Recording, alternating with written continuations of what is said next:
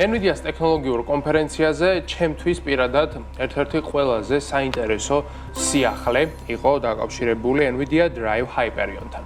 ეს არის ავტოპილოტის ტექნოლოგია, რომელსაც NVIDIA ავითარებს დამოუკიდებლად, მაგრამ ამ დამოუკიდებელი განვითარების პროცესში მას ეყოლება ძალიან ბევრი პარტნიორი, ერთ-ერთი წამყვანი პარტნიორი იქნება Mercedes-Benz, ამის შესახებ ჩვენ გასულ წელსაც ვიცოდით და იმ კომპანიების სია, რომლებიც აპირებენ უკვე Drive Hyperion-ის დანერგვას თავიანთ ავტომობილებში, იზრდება ფაქტობრივად ყოველდღიურად და აი ამ ბოლო შეხვედრაზე უკვე ოფიციალურად გაცხადდა, რომ სიას შეუერთდებიან Nissan, BYD, Geely და Isuzu. BYD საერთოდ ყველაზე დიდი წარმოებელია უკვე აზიის რეგიონიდან, რომელიც იპყრობს მთელ პლანეტას და აი BYD-ში უკვე Tesla-ს კონკურენტია და ის რასაც NVIDIA აკეთებს, ის პირდაპირ Tesla-ს კონკურენტია. BYD-ს და NVIDIA-ს მას კი აყირავებს ფაქტობრივად ორივე მე. ერთად ყოფნა ნიშნავს Tesla-ს წინააღმდეგ ტყუის გასროლას, რადგანაც Tesla აწარმოებს ავტოპილოტით აღჭურვილ ელექტრომობილებს, BYD აწარმოებს ელექტრომობილებს, ხოლო NVIDIA აწარმოებს ავტოპილოტს და თან რაც ყველაზე გამოსარჩევი და ასე ვთქვათ, მნიშვნელოვანია ის არის, რომ NVIDIA-ს ინფრასტრუქტურა არის დაახლოებით იგივე, რაც არის აი მაგალითად Google-ის მიერ შექმნილი Android-ი.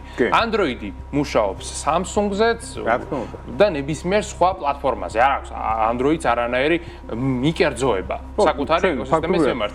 რა ტელეფონი, რა ფირმაც არ უნდა იყოს, Android-ი იქნება.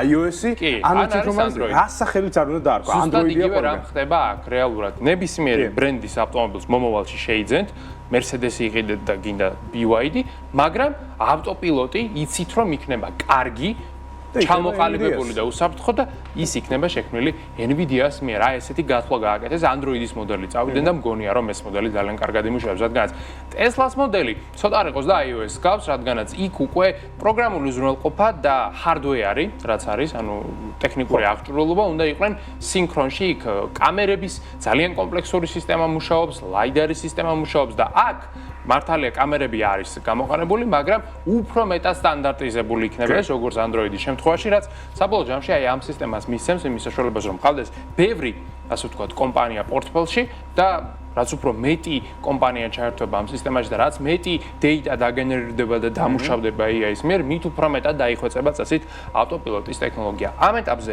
როგორც ვიცით, ეს კომპანიები მიიღებენ მეოთხე თაობის, ასე ვთქვათ, ავტოპილოტის ფუნქციონალს მეოთხე თაობა, ანუ stage 4 რასაც ქვია, მეოთხე დონე არის ის, რომ ავტომობილს ავტომატურად შეუძლია გადაადგილება, მძღოლი საერთოდ არ ეხება, არაფერს უბრალოდ მიუთითებს ადგილს, სადაც გინდა წასვლა და ის მიდის თავის გემოზე, არანაირი ჩართვა არ ჭირდება. აი მეხუთე ლეველი, სადაც უნდა გადასვლა ამ კომპანიებს, ეს უკვე არის საჭის გარეშე ავტომობილი ფაქტობრივად უკვე რაღაცნაირად აი მატარებლის პრინციპივით უბრალოდ შედიხარ ჭკვიანური არ იქნება, იმიტომ რომ შეიძლება როცა არ გაქრო შეგიძლია აკონტროლო. როცა არ აი ეგ არის რა თქმა უნდა, როდესაც აი ერთია რომ შეიძლება ერთ დღეს დაგეზაროს ავტომობილის მართვა და გერჩინოს რომ უბრალოდ წაგიყვანოს სადაც გინდა ეგ და მეორეა რომ უბრალოდ არც გქონდეს იმისი ფუნქციონალი. კონტროლის განცდა ყოველთვის უნდა. კონტროლის განცდა უნდა იყოს ალბათ და სავარაუდოდ იგივე რამ მოხდება, რაც მოხდა ელექტრომობილებში, როდესაც აი ელექტრომობილებს რაღაც ფორსირება წავიდა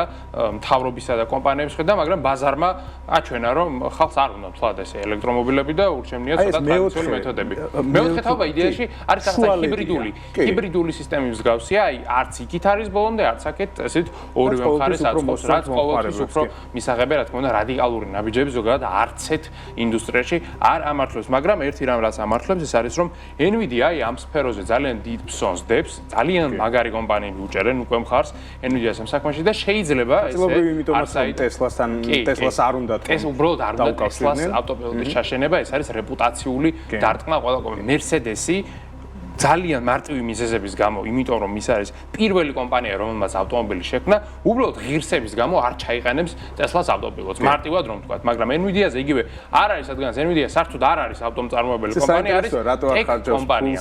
NVIDIA საკუთარი ავტომობილების შექმნა. ალბათ არ აღგერთ, ალბათ ზოგადად ავტომობილების წარმოება დიდად მაღალ მარჟიანი ბიზნესი არ არის. რთული ბიზნესია, იქ ქარხნები გინდა წარმოება გინდა. რომ მოინდომოს, რა თქმა უნდა, ალბათ შეუძლიათ მე პირადად დარწმუნებულია, რომ მათ აქვთ ამის რესურსი, რომ ავტომობილი ავტომობილები გამოუშვა, მაგრამ უბრალოდ არ შევლენ ამ ბიზნესში, რადგანაც მათ არ აწყობთ. უკეთეს ბიზნესში შედიან რეალურად.